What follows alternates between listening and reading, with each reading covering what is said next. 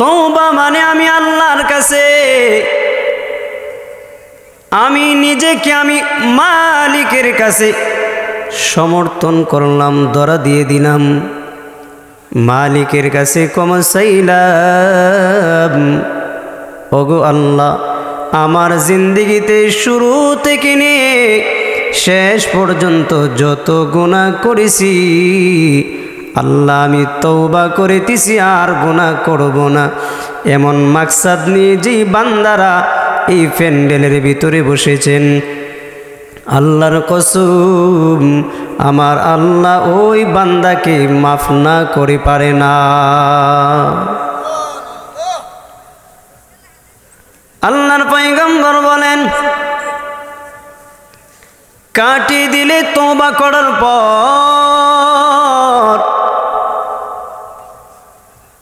বান্দা যেমন গুনাহ করলো, গুনার থেকে পবিত্র হওয়ার জন্য তওবা করেছে, আর গুনাহ করবে না, একমাত্র আল্লাহর জন্য সব কিছু ছেড়ে দিয়েছে। ওই বান্দা গুনাহ থেকে পবিত্র হয়েছে, আমার আল্লাহ এত খুশি হয়েছে। কেমন খুশি? বলে কোনো গুনাহগার বান্দা যখন আল্লাহর কাছে তওবা করার জন্য বসার পর আসমানের মাঝে ফেরেশতারা এত সুন্দর আয়োজন করেন, অন্য ফেরেশতার দল যারা ছিল তারাও বলতে থাকে, আসমান সাজাইতেছ কেন?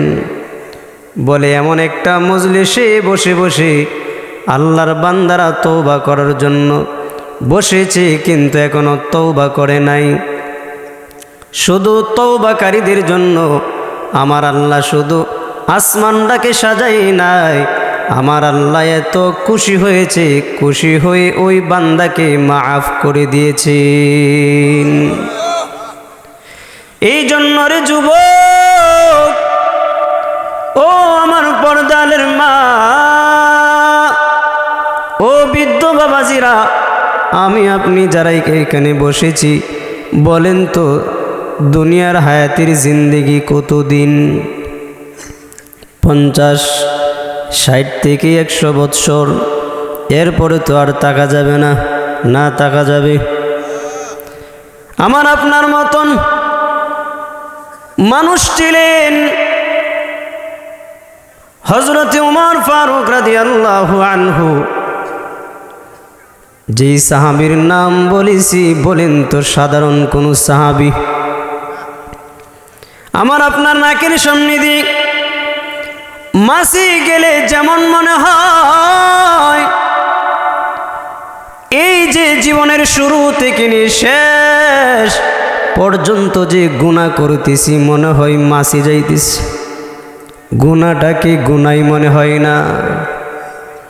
অথচ আমার আপনার মতনই মানুষ হযরতে উমর ফারুক রাদিয়াল্লাহু আনহু সাধারণ কোন সাহাবী নয়, যার বিষয় আমার আল্লাহর রাসূল সাল্লাল্লাহু আলাইহি ওয়াসাল্লাম বলেন, লাকানা বাদি নাবিয়্যাল লাকানা উমর, আমার পরে যদি নবী বানাইতো তাহলে আমার উমরকে আমার আল্লাহ নবী বানাইয়া পাঠাইতেন।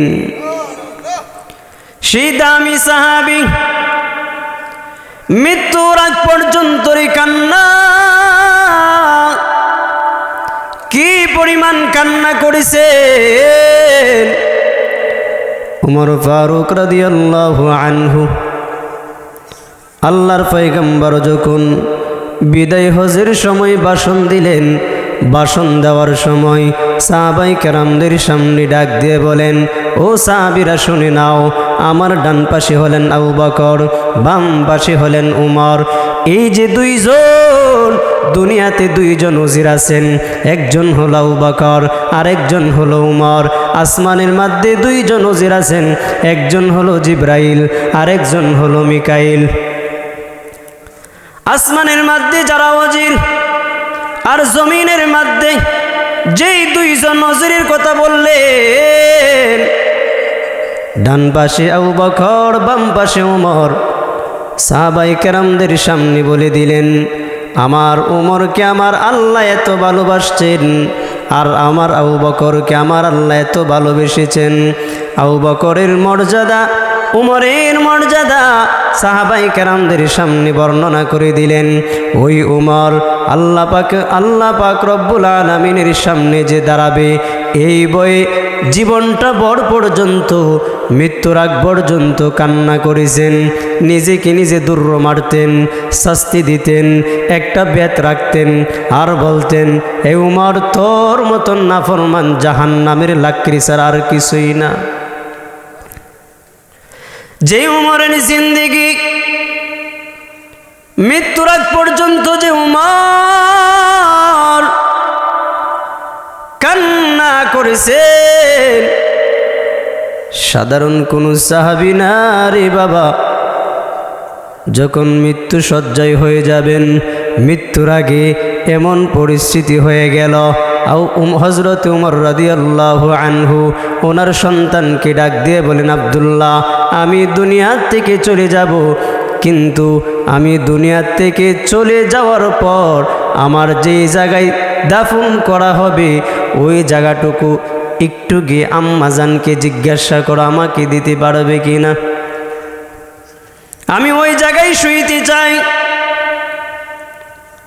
আব্দুল্লাহ রাদিয়াল্লাহু আনহু আম্মাজানের কাছে গেলেন, গিয়ে বলেন, আম্মাজান, আব্বাজান পাঠাইছেন আল্লাহর পয়গম্বরের পাশে শোয়ার জন্য, একটু জায়গা হবে নি?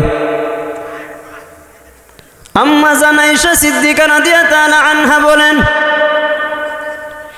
এই জায়গাটুকু তো আমার জন্য রাখছিলাম, যেহেতু উমর চেয়েছেন, অর্ধ জাহানের খলিফা, যাও তোমার বাবাকে সংবাদ দিয়ে দাও, আমি ওই জায়গাটুকু উমরের জন্য দিয়েছি।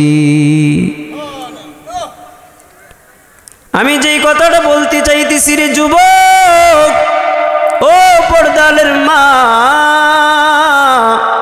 ও যুবক ভাইয়ের, আপনারা যারা এখানে বসেছেন, উমর যদি মৃত্যুর আগ পর্যন্ত জান্নাতের সংবাদ পাওয়ার পরেও, জান্নাতি সাহাবী হওয়ার পরেও যদি মৃত্যুর আগ পর্যন্ত কান্না করতে পারেন, বলেন তো আমি আপনি কি জান্নাতের সংবাদ পেয়েছি?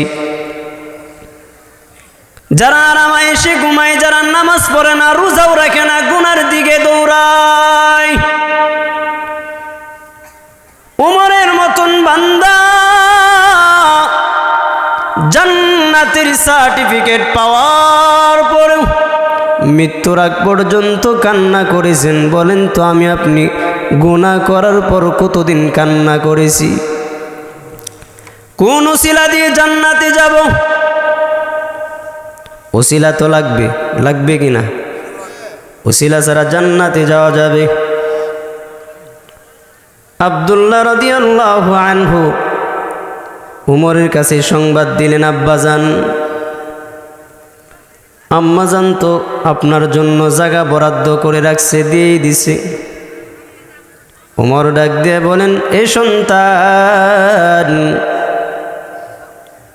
আমার মনে হয় ওনার রাগে হয়তো দিয়ে দিছেন, আমি অর্ধজাহানের বাদশাহ খলিফা, ভিতরে হয়তো অন্য একটা নিয়ে গেলেন। সন্তান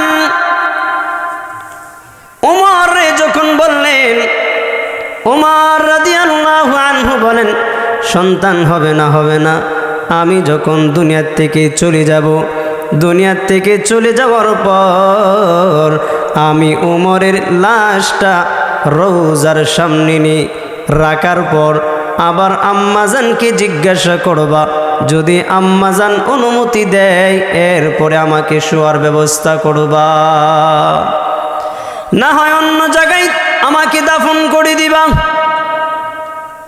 ঠিকই যখন উমর দুনিয়ার থেকে চলে যাবেন, হযরত উমর রাদিয়াল্লাহু আনহু ওনার সন্তানের ওরাতের মধ্যে মাথাটা ছিল, মাথাটা রাখার পর সন্তান কি বলতেছেন, সন্তান আমার মাথা তোমার ওরাতের মধ্যে রাখার দরকার নাই, আমি উমরের মাথাটা জমিনের মধ্যে ছেড়ে দাও। জমিনের মধ্যে ছেড়ে দিয়ে জমিনের মধ্যে গসাইতে শুরু করলেন।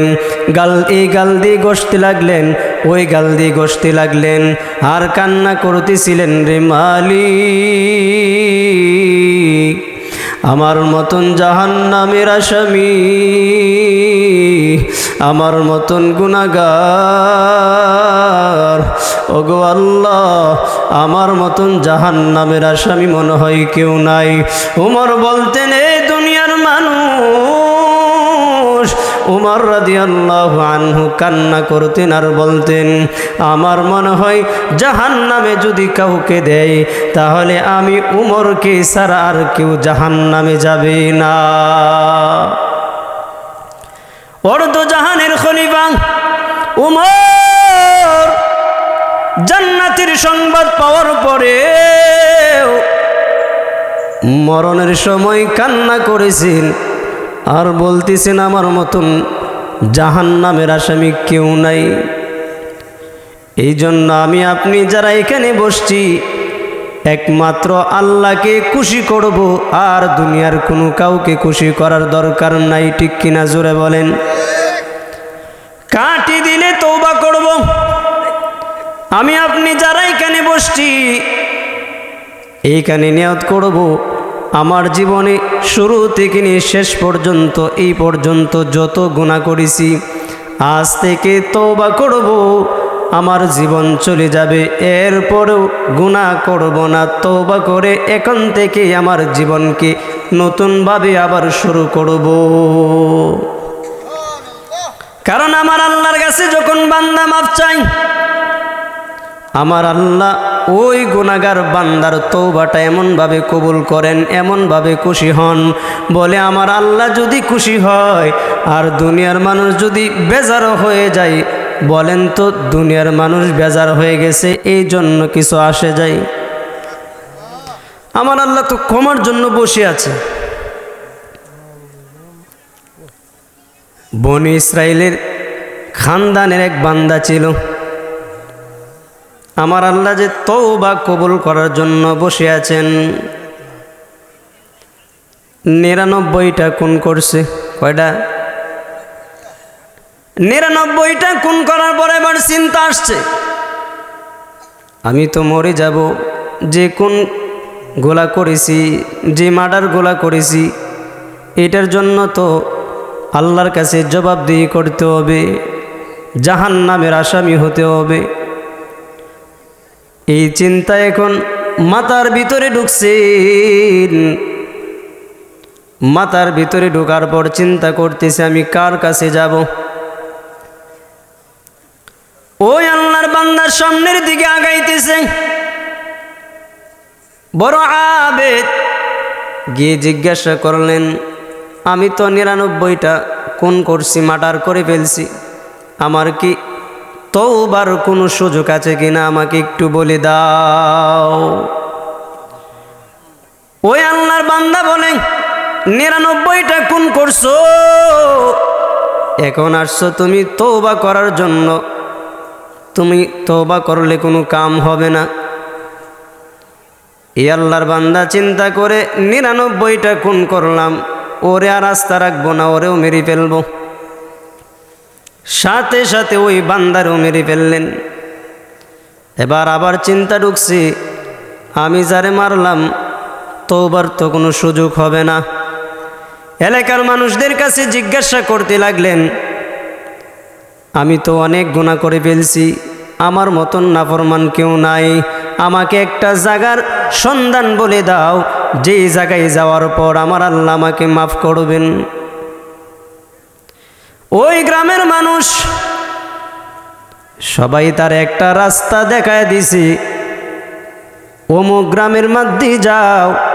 এই গ্রামের মধ্যে যাওয়ার পর একজন বড় আলেম, ওনার কাছে যাওয়ার পর হয়তো তোমাকে কোনো সমাধান দিবেন। আল্লাহর বান্দা চিন্তা করলেন, আমার জীবনে বহুত গুনাহ করেছি, আর গুনাহ করতে চাই না। ওই আল্লাহর বান্দা প্রস্তুতি নিলেন, ওই গ্রামের দিকে যাবে। ওই গ্রামের দিকে যাওয়ার আগ মুহূর্ত আল্লাহ পাক রব্বুল আলামিন আজরাইলকে পাঠিয়ে দিলেন। আজরাইল আসলো, ওই বান্দার জানটা নিয়ে গেলেন। এখন ফেস লাগছে এমন একটা, দুই দল ফেরেশতা, নেককার ফেরেশতা এবং বদকার ফেরেশতা।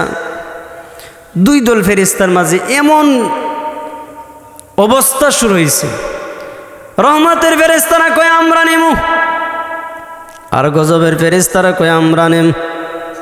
দুই দলের মাঝে এমন ফেস লাগছে, আল্লাহ তাকায় তাকায় দেখতেছে। একটা জিনিস মনে রাখবেন, আপনার জীবনে যদি কোথাও ফেস লাগে, মনে করবেন ওই জায়গায় আপনার বরকত আছে।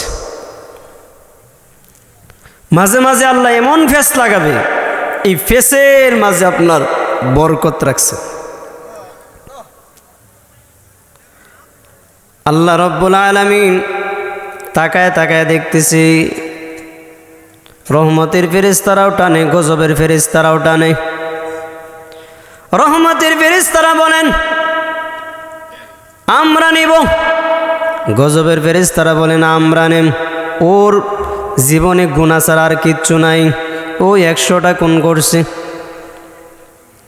এই চিন্তা বিবেচনা কইরা আল্লাহ এখন দুই দল ফেরেশতারা যারা আছে ওদেরকে বলতেছে, তোমরা এক কাজ করো, বান্দা তো আমার তওবা করার জন্য যাইতেছে।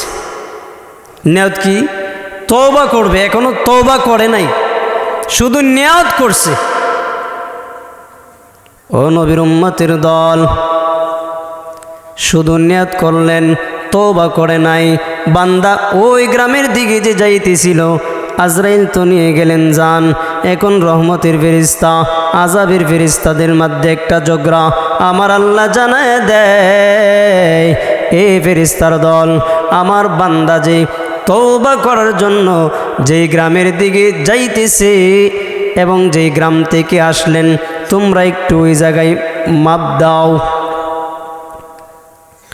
তওবার গ্রাম যদি আগে থাকে আর যেখান থেকে আসছেন মাঝখান বরাবর, ফেরেশতারা অর্ডার পাওয়ার পর মাফা শুরু করছে।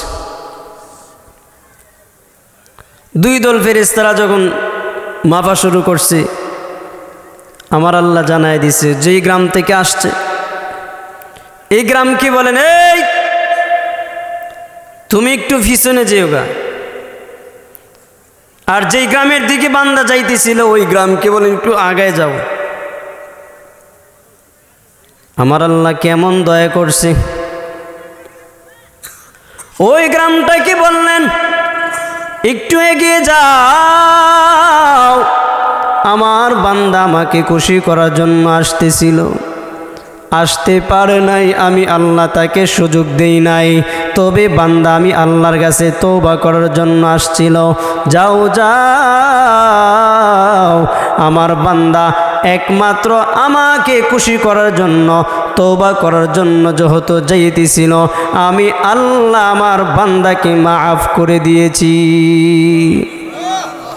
দুই দল ফেরেশতারা এখন মাপা শুরু করে দিল। দেখা যায় তওবার গ্রাম তো আগে, আমার আল্লাহ জানায় দেয় রহমতের ফেরেশতাদের হাতে আমার ওই বান্দার রূহটাকে তোমরা নিয়ে যাও। এই জন্য আমি আপনি যারা এখানে বসছি, যদি এখান থেকে বসে তওবা করতে পারি, আমার আল্লাহ তওবা কবুল করে আমার আপনার জিন্দেগির গুনাহ মাফ করে দিবেন। আমার আল্লাহ ডাক দিয়ে বলেন, বান্দা তুমি তাকায় দেখো, আমি আল্লাহ তোমাকে খাওয়াইলাম, আমি আল্লাহ তোমাকে সুস্থ রাখলাম, আমি আল্লাহ তোমাকে সুস্থ রেখে তোমাকে চলার ব্যবস্থা করে দিয়েছি। ইয়া আইয়ুহাল ইনসানু মা গাররাকা বিরাব্বিকাল কারীম।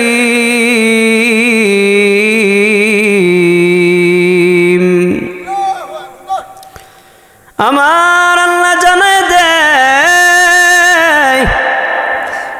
এ বান্দা তোরে কোন জিনিস আমি আল্লাহর কাছ থেকে সরায় দিছি, তুমি জানোনি তোমার একটা গুনার জন্য জাহান্নামের যে আসামি তুমি হয়ে যাইতেছো। একটা গুনাহ করলাম, একটা গুনাহ করার জন্য আমি জাহান্নামের লাকড়ি হয়ে যাইতেছি। এই জমিনের মধ্যে আমি আপনি বসে আছি, ইয়াউমাইদিন তুহাদ্দিসু আখবারাহা, জমিনটা সাক্ষী হয়ে যাবে। শুধু জমিন সাক্ষী হবে না, আমার আপনার হাত পাও পর্যন্ত সাক্ষী হয়ে যাবে। শুধু হাত পাও সাক্ষী দিবে না, চামড়াটা পর্যন্ত সাক্ষী হয়ে যাবে রে বাবা। ও যুবক ভাইয়েরা, ও বৃদ্ধ বাবাজিরা, ও আমার পর্দানের মা, আমি আপনি যারা এই মাইকের আওয়াজ কানের মধ্যে যাইতেছি রে মা, শুনে নাও, আমি আপনি যারা দুনিয়াতে এসেছি, দুনিয়ার থেকে যাওয়ার পর আমার পরিস্থিতিটা কেমন হবে, একটু মসজিদের কোণার দিকে তাকায় দেখো। 4 জনে ধরে যেই পালকিটা নিবে, ওই পালকির মধ্যে আমাকে আপনাকে শোয়ানো হবে। চারদিকে মানুষ হাঁটতে থাকবে, আর আপনাকে একা একা কবরের মধ্যে শোয়ে তুই আসবে, একা একা কবরের মধ্যে থাকবেন। আপনার কবর কেউ নিবে না। বিদেশে যদি কেউ যায় তাহলে বাংলাদেশ থেকে কবর নেওয়া যায়, কিন্তু এমন একটা দেশ যেই দেশের মধ্যে যাওয়ার পর কোনো কবর নেওয়া যায় না। অন্তরটা একটু নরম করে দাও। এই গভীর রজনী একমাত্র আমার আল্লাহ তাকায় আছেন বান্দার মুখের দিকে। বান্দা আমি আল্লাহর কাছে তওবা করবে, আমি আল্লাহ বান্দার তওবাটাকে কবুল করে নিব রে বাবা। আমার আল্লাহ তাকায় আছেন। আমি আপনি যদি মাওলার দিকে রুজু নাও হই, আমার আল্লাহ ডাক দিয়ে বলেন, বান্দা তুমি আমি আল্লাহকে ভুলে গেছো, কিন্তু বান্দা শুনে রাখো, আমি আল্লাহ কিন্তু তোমাকে বলি নাই। কারণ এই দুনিয়াতে আমার আপনার যাদের মা আছে, বাবা আছে, এই 2 জনের যত মোহাব্বত আছে তার থেকে 99 গুণ মায়া মোহাব্বত আমার আল্লাহর বেশি। এই জন্য আমি আপনি যারা এখানে বসছি, গুনাহ এত পরিমাণ গুনাহ করেছি, দুনিয়ার কেউ না জানলেও কিন্তু জানেন কে রে বাবা? আরো জোরে বলেন, কে জানেন? দুনিয়ার মানুষ যদি জানতো তাহলে আমাকে দূর দূর করে বিদায় করে দিত। কিন্তু আমার মাওলা তো গুনাহ করার পর আমাকে আপনাকে বের করে দেয় নাই, পানি বন্ধ করে নাই, বাতাস বন্ধ করে নাই, আলো বন্ধ করে নাই, কানা বন্ধ করে নাই। কিন্তু দুনিয়ার মানুষের কাছে আপনি যদি অপরাধ করেন, অপরাধের জন্য শাস্তি আছে না নাই? ওরে যুবক, ওরে বৃদ্ধ বাবাজিরা, ও পর্দালের মা বোনেরা, দেখেন আপনি যদি দুনিয়ার কোনো আসামি হন তাহলে পুলিশ আপনাকে খুঁজতে থাকে, আপনি কোথায় আছেন, আপনাকে শাস্তি দেওয়ার জন্য আপনাকে তালাশ করতে থাকে। আর আমার মাওলা ডাক দিয়া বলেন, এ বান্দা আয় আয় আয়, তুই গুনাহ করছো, আমি আল্লাহ তোকে মাফ করতে চাই। যে মাওলা আমাকে আপনাকে মাফ করতে চায়, সেই মাওলার কাছে যাওয়ার দরকার আছে না নাই?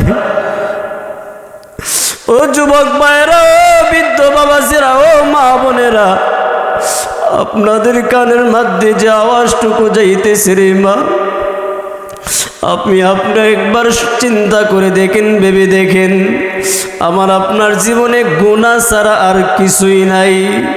যদি আমার আল্লাহ হিসাব নেয়, আমার আল্লাহ তো জানায় দিছেন, আফা হাসিবতুম আন্নামা খলাকনাকুম আবাসা ওয়া আন্নাকুম ইলাইনা লা তুরজাউন। আমার আল্লাহ জানায় দেয়, এ বান্দা তোরে তো আমি আল্লাহ অনর্থক বানাই নাই, অযথা সৃষ্টি করি নাই। তুমি মনে করছো আমি আল্লাহ তোমাকে অনর্থক বানাইছি? না না, কেন বানাইছি জানো? একমাত্র আমি আল্লাহর ইবাদত করার জন্য। সে আল্লাহ যত আমাকে সুস্থ রেখেছে, গুনাহ যত করেছি, এখানে বসে বসে আমি আল্লাহর কাছে তওবা করব। আমার জীবন চলে যাবে, এই চোখ দিয়ে আমি সিনেমা দেখব না, এই হাত দিয়ে আমি খারাপ কাজের দিকে এগোব না, এই হাত দিয়ে আমার কোনো অঙ্গের ভিতরে কোনো ক্ষতির দিকে হাত বাড়াবো না। কারণ আমি আপনার বর্তমানের যুগে ইউটিউবের মাঝে, ফেসবুকের মাঝে গুনাহ ছাড়া আর কিছুই না রে যুবক ভাইয়েরা। অনেক যুবক ভাইয়েরা আছে এই ঠান্ডার মৌসুমেও দেখা যায় গভীর রজনীতে দেখা যায় ল্যাব গায়ে দিছে, মোবাইলটা সামনে রাখলেন, রেখে রেখে দেখা যায় নাচ গান দেখতেছে। ওরে যুবক ভাইয়েরা, আমি আপনি যে নাচ গান দেখতেছি, বলুন তো যদি আপনার ওই রাত্রে মালাকুল মাউত এসে যায়, আপনি তো জাহান্নামের আসামি ছাড়া আর কিছুই না রে যুবক। আল্লাহর নবীর এক সাহাবী ছিল সালাবা রাদিয়াল্লাহু আনহু। মায়ার নবী এক যুদ্ধের ময়দানে গেলেন। যুদ্ধের ময়দানে যাওয়ার সময় সালাবা রাদিয়াল্লাহু আনহুকে রেখে গেলেন। ওরে যুবক ভাইয়েরা, ও বৃদ্ধ বাবাজিরা, ও মা বোনরা, শুনে নাও, আল্লাহর নবীর সাহাবীর দিকে তাকাও। সালাবা রাদিয়াল্লাহু আনহু সবাই যুদ্ধের ময়দানে চলে গেলেন। আল্লাহর পয়গম্বর সালাবা রাদিয়াল্লাহু আনহুকে রেখে গেলেন। এদিকে সালাবা রাদিয়াল্লাহু আনহু ভালো একজন সাহাবী, দামি একজন সাহাবী। সালাবা রাদিয়াল্লাহু আনহু এইদিকে একটু শয়তানের চক্রান্তর ভিতরে পড়ে গেলেন। সালাবা রাদিয়াল্লাহু আনহু ওনার সুন্দর মানুষ ছিলেন। সালাবা রাদিয়াল্লাহু আনহু সাদ রাদিয়াল্লাহু আনহুর যে স্ত্রী ছিলেন, ওনার দিকে একটু শুধু নজর করলেন, হাতটার দিকে নজর করলেন, হাতের মধ্যে শুধু স্পর্শ করলেন। সালাবা রাদিয়াল্লাহু আনহু স্পর্শ করা মাত্রই ওই সাহাবীর স্ত্রী ডাক দিয়ে বলেন, ও সালাবা, আপনার ভাইয়ের আমানত আপনাদের কাছে রেখে গেলেন, আল্লাহর দিকে ভয় করো, জাহান্নামের আসামি তুমি হইও না। সালাবা রাদিয়াল্লাহু আনহু এই কথাটুকু শোনার পর সালাবা রাদিয়াল্লাহু আনহু ওই পাহাড়ের দিকে দৌড় দিলেন। পাহাড়ের দিকে দৌড়ে ছুটতেছে আর বলতেছে, কান্না করতেছে, আমি জাহান্নামের আসামি হয়ে গেলাম, আমি কি করলাম, কি করলাম। সাহাবায়ে কেরামরা যখন যুদ্ধের ময়দান থেকে আসলেন, পয়গম্বর যুদ্ধের ময়দান থেকে আসার পর সালাবা রাদিয়াল্লাহু আনহুর কথা মায়ার নবী জিজ্ঞাসা করেন, আমার সালাবা কোথায়? সালাবার কথা যখন সাহাবায়ে কেরামদের কাছে জিজ্ঞাসা করতে শুরু করলেন, সাহাবায়ে কেরামরা তারা বলতেছিল, ও পয়গম্বর, আপনার সালাবা তো মদিনায় নাই। বলে, কোথায় আছে? আল্লাহর পয়গম্বর সালাবার কথা জিজ্ঞাসা করতেই সাদ রাদিয়াল্লাহু আনহু ডাক দিয়ে বলেন, আমার স্ত্রীর কাছে জিজ্ঞাসা করলাম, আমার স্ত্রীর কাছে জিজ্ঞাসা করার পরে আপনার বন্ধু কোথায় গেছে আপনি খুঁজে দেখেন। আল্লাহর পয়গম্বর বলেন, আমার সালাবা কোথায় আছে দেখো। এবার হযরত উমর, আবু বকর সিদ্দিক রাদিয়াল্লাহু আনহু, সাহাবায়ে কেরাম পাহাড়ের দিকে দৌড় দিলেন। পাহাড়ের দিকে যাইতে যাইতে দেখে কিছু রাকাল দাঁড়ানো আছে। রাকালদেরকে জিজ্ঞাসা করলেন, ভাই, ওই জায়গায় সালাবা নামে কোন মানুষ তোমরা পাইছনি? কালরা ডাক দিয়ে বলেন, না, তবে আল্লাহর বান্দা আছে, ওই পাহাড়ের মধ্যে উঠে গভীর রজনীতে মালিকের দরবারে কান্না করে আর বলে, ওগো আল্লাহ, আমার মতন জাহান্নামের আসামি কেউ নাই। আমার মতন জাহান্নামের আসামি কেউ না। জাহান্নামের আসামি বলে কান্না করে আর কান্না করে আল্লাহর পয়গম্বরের সাহাবীরা যখন জিজ্ঞাসা করলেন, রাকালরা ডাক দিয়ে বলেন, ওই যে পাহাড় দেখতেছো, ওই পাহাড়ের উপরে আল্লাহর এক বান্দা আছে, প্রতিদিন কান্না করে। আল্লাহর পয়গম্বরের সাহাবীরা এবার চিন্তায় পড়ে গেলেন, সাহাবা ছাড়া তো আর কেউ হবে না, জাহান্নামের ভয়ে কান্না করে। আল্লাহর পয়গম্বরের সাহাবীরা এবার ওই পাহাড়ের মধ্যে উঠলেন গভীর রজনীতে। রাত্রি যখন হয়ে যায়, আল্লাহর পয়গম্বরের সাহাবী হযরত উমর রাদিয়াল্লাহু আনহু যখন ডাক দিলেন সাহাবাকে, সাহাবা ডাক দিয়ে বলেন, কে? আপনার গলার আওয়াজটুকু উমরের মতন শোনা যায়। উমর রাদিয়াল্লাহু আনহু বলেন, সাহাবা, আমি সেই উমর।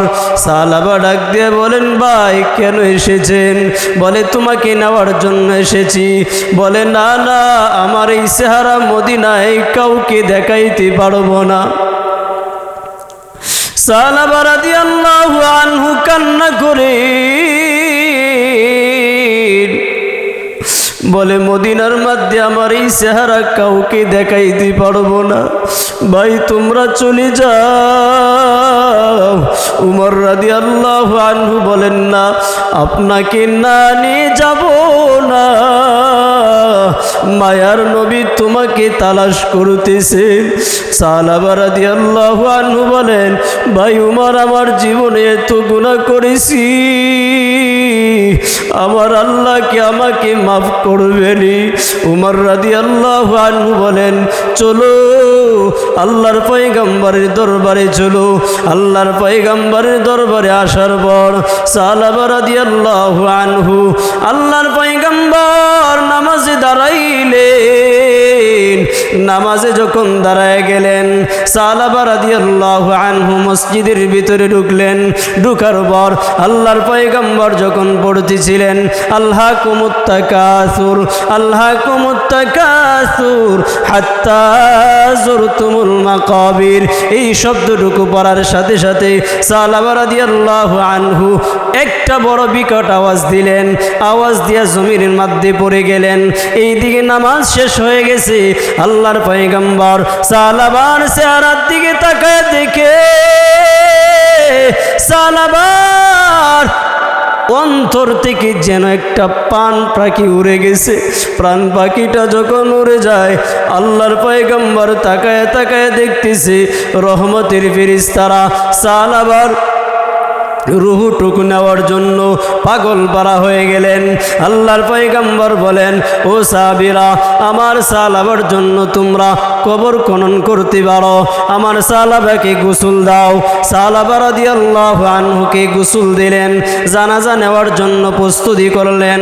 আল্লাহর পয়গম্বর যখন সাহাবার জানাজায় যাবেন, আল্লাহর পয়গম্বর ওই সাহাবী লাশটুকু আল্লাহর পয়গম্বর নিজে বহন করলেন।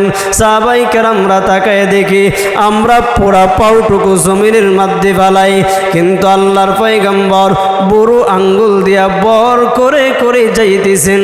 জানাজা শেষ হওয়ার পর এবার আল্লাহর পয়গম্বরকে জিজ্ঞাসা করলেন, ও পয়গম্বর, আপনি তো দেখলাম বুড়ো আঙ্গুল দিয়ে বর করে করে গেছেন।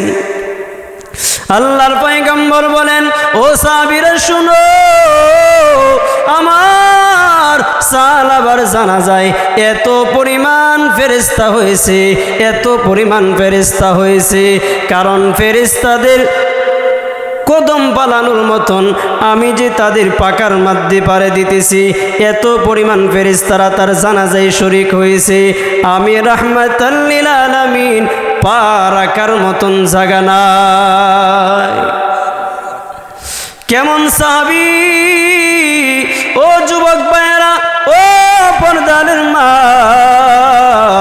আমি আপনি যারা এখনো গুনাহ করে বসে আছি, আল্লাহর কাছে যদি কাটিয়ে দিলে তওবা করতে পারে, আমার আল্লাহ তওবার বিনিময়ে আমার আপনার জিন্দেগির গুনাহ মাফ করে দিবেন। কাটিয়ে দিলে তওবা করব তো, কাটিয়ে দিলে তওবা করব তো। দুইটা হাত আমার আল্লাহরে দেখায়া দেন, আমার আল্লাহরে দেখায়া দেন। ওগো আল্লাহ, আমাদের হাতগুলাকে কবুল করেন আল্লাহ, এই মাহফিলের উসিলা করে গো আল্লাহ আমাদের তওবাগুলা কবুল করে মাওলা আমাদেরকে মাফ করিয়া দেন, আমিন। আল্লাহ তাআলা আমাদের সবাইকে ঈমান ও আমলের সাথে আল্লাহ তাআলা যেন গুনাহমুক্ত জিন্দেগি নিয়ে কবরে যেতে পারি, আল্লাহ তাআলা আমাদের সবাইকে তৌফিক দান করুন। সকলে বলেন আমিন। ওয়া আখির দাওয়ানা আনিল হামদুলিল্লাহি রাব্বিল আলামিন। আসসালামু আলাইকুম ওয়া রাহমাতুল্লাহি ওয়া বারাকাতুহু।